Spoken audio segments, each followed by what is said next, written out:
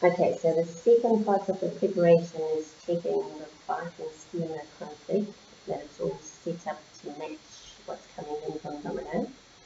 To do that, you need access to the Viking schema in OTE, and the best account to use is the migration toolkit user, since it's a super user and has access to everything.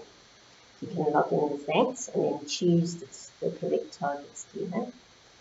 For the Domino client, you can use my Kim Pierce account. You should have access to everything. And the first thing we're going to do once we've logged in there is double check the hierarchy types are a good match.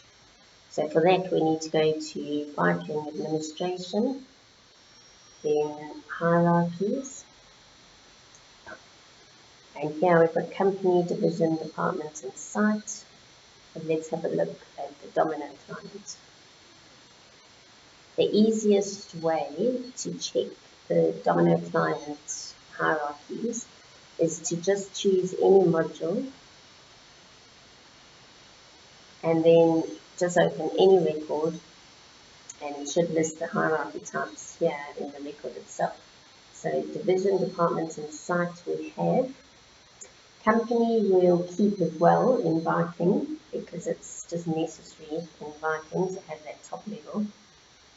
And location is a special one that usually only exists on the Viking record now. So I think going forward, it'll probably be the case that I'll check the hierarchies before I hand over the Viking schema ready for the migration, because there is a few sort of little discrepancies and it can differ on a case-by-case basis. So just to be on the safe side, there's probably something that I can do. But good to have a check just to make sure they do match up name-wise. So that's close enough. The next thing we need to check is that we have all the modules needed for the migration. So let's go back to the home menu of this Domino client. There will also be a list of the modules that need to be migrated in the task, but let's check actions, incidents, hazards, inspections we need, training, records, and a couple of registers.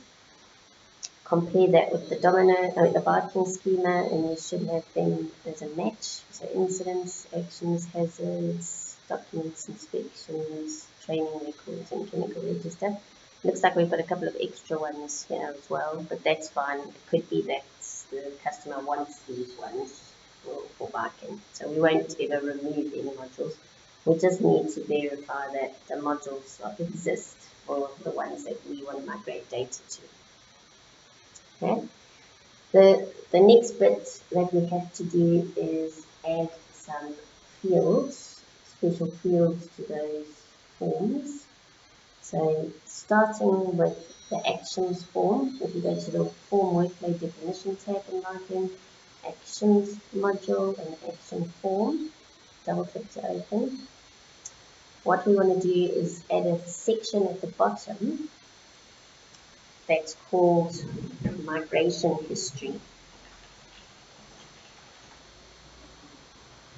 We'll say it should be collapsed by default. Okay. And the purpose of this section is to hold some data that's coming across from Domino, just in case these customers need it in the future. So we'll call it a historical doc number. That will be the doc number from Domino, and I think a text field should be fine.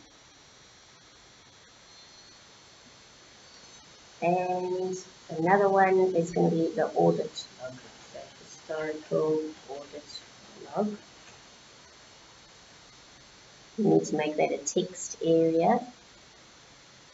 Let's make it with 5 lines. Like that. That should be all we need. So now we can map this data from Domino to Viking as well, the audit log data and the historical doc number.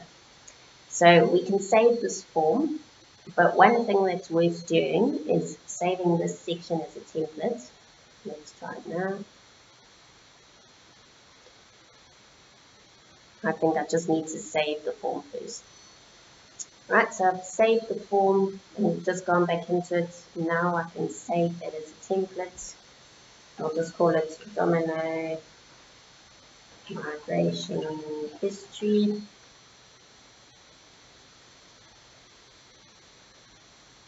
Right. Okay. And it's now accessible up here, Manage Section Templates. And you can actually go there, find your templates and export it, and then import it into any other schemas that you might need to do this for in future. But for now, since it exists in this schema already, I don't need to do anything else. I just need to go through each module now and add that special section to every form. So the next one I'll look at is incident reporting. Let's go to incident.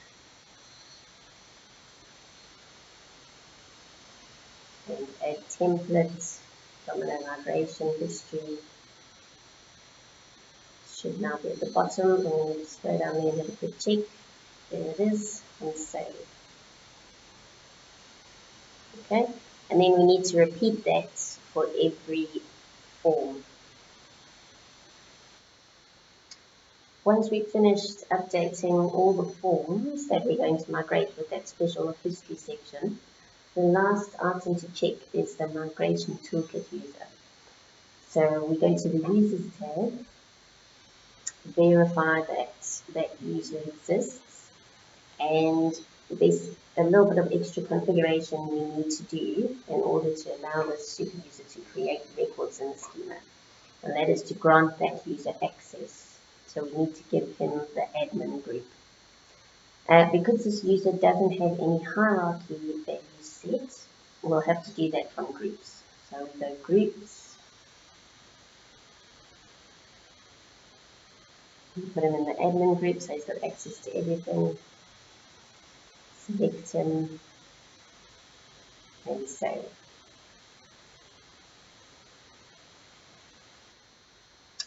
That concludes the part 2 preparation, the configuration of the Viking schema. So next we'll move on to doing the inspection forms migration.